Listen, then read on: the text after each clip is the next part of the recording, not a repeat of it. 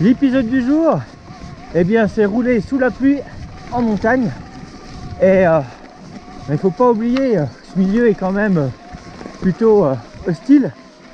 Et à un moment donné, eh bien, on peut se retrouver piégé au cours d'un périple avec le mauvais temps qui arrive, ou tout simplement avoir programmé un week-end et pas forcément envie de tout annuler. Et on se posait la question du justement la montagne, la pluie, est-ce que c'est compatible? Bon, pour avoir couru en descente ou en enduro, il y a malheureusement des courses de DH sous la pluie. On a connu quelques-unes, et que ce soit les entraînements et même les courses, eh bien les recettes d'antan sont toujours d'actualité. Et le petit vêtement en PVC bien étanche, spécial bout, avec le filet de ventilation sous les bras, ça reste la valeur sûre pour pouvoir rouler dans le tout crotté.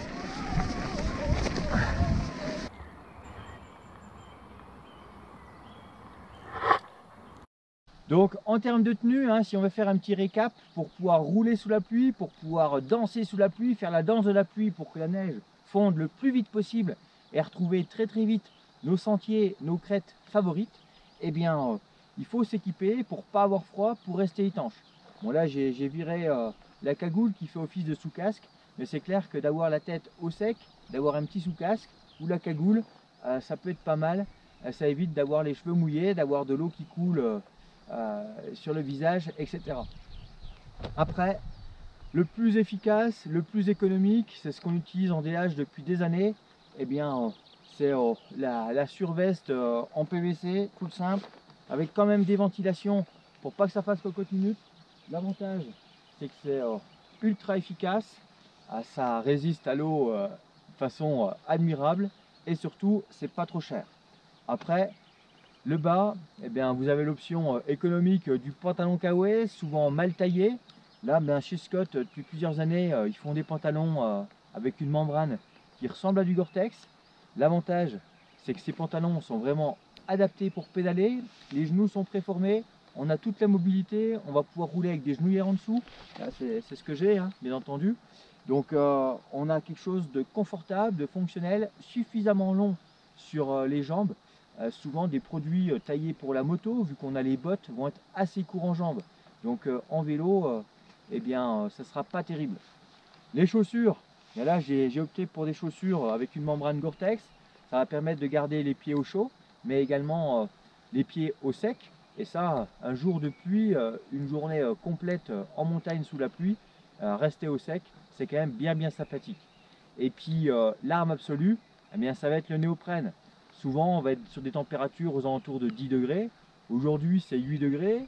Les gants sont légèrement humides, pas encore totalement détrempés. À un moment donné, si je veux les essorer, c'est possible, telle une éponge. Mais dans tous les cas, c'est le même principe qu'en plongée. On a une structure, on va dire, alvéolaire. Et ces alvéoles se remplissent soit d'air, que le corps va chauffer, soit d'eau. Et un gant rempli d'eau chaude, ça permet d'avoir les mains au chaud. Et ça, c'est quand même très agréable.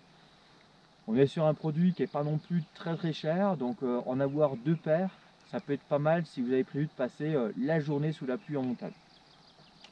Donc voilà, j'espère que ces conseils vous auront été utiles.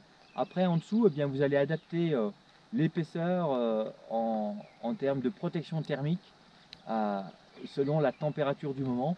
Mais là, aujourd'hui, je ne suis pas très épais, ce qui permet d'avoir une bonne mobilité, d'être tout confort pour profiter un maximum des singles.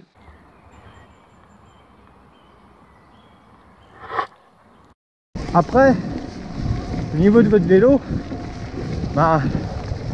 qui dit pluie dit souvent boue, donc mieux vaut avoir des crampons un minimum saillants. Et un des phénomènes, alors là il y a encore pas mal de neige, c'est impressionnant, mais un des phénomènes qui va pouvoir s'amplifier ou il va falloir se méfier, c'est que certains sentiers peuvent se transformer en torrents avec le ruissellement des eaux de pluie, voire de la fonte des neiges qui se cumulent avec l'eau de pluie.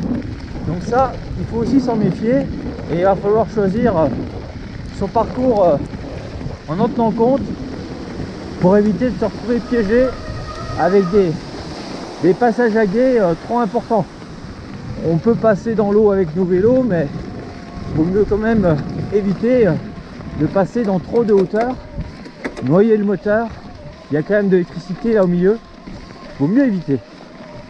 Quand on voit la neige qui reste sur les massifs, eh bien avant que ces petits torrents soient secs, il y a de la marge.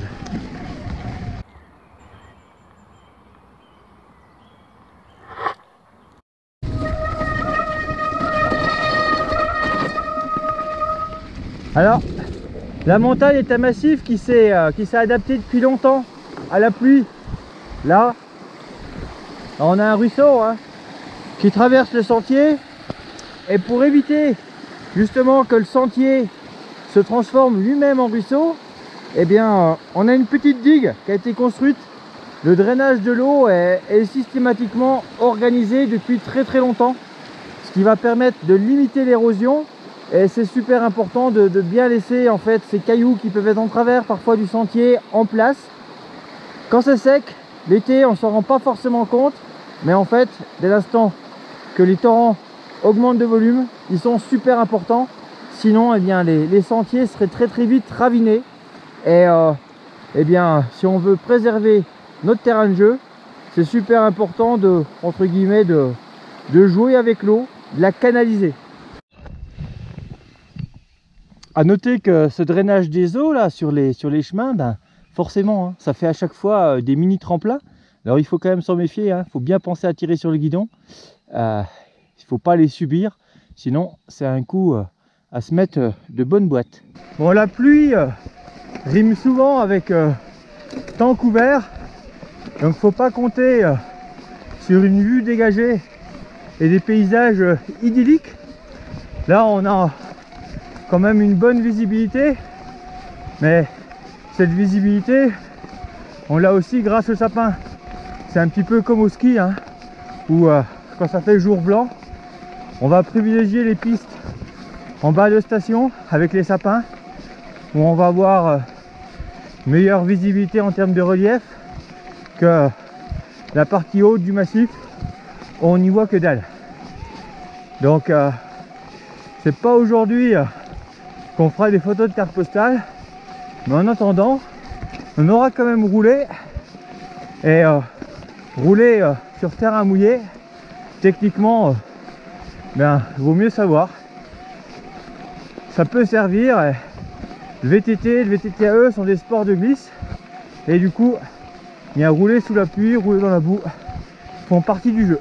Et du coup rouler dans les sapinettes, eh bien c'est plutôt sombre, donc vaut mieux privilégier des verres transparents, voire des verres de catégorie 1 que des catégories 3. L'idéal, ça reste du photochromique avec une catégorie de 1 à 3 qui va s'adapter en fait quasiment en temps réel à la luminosité.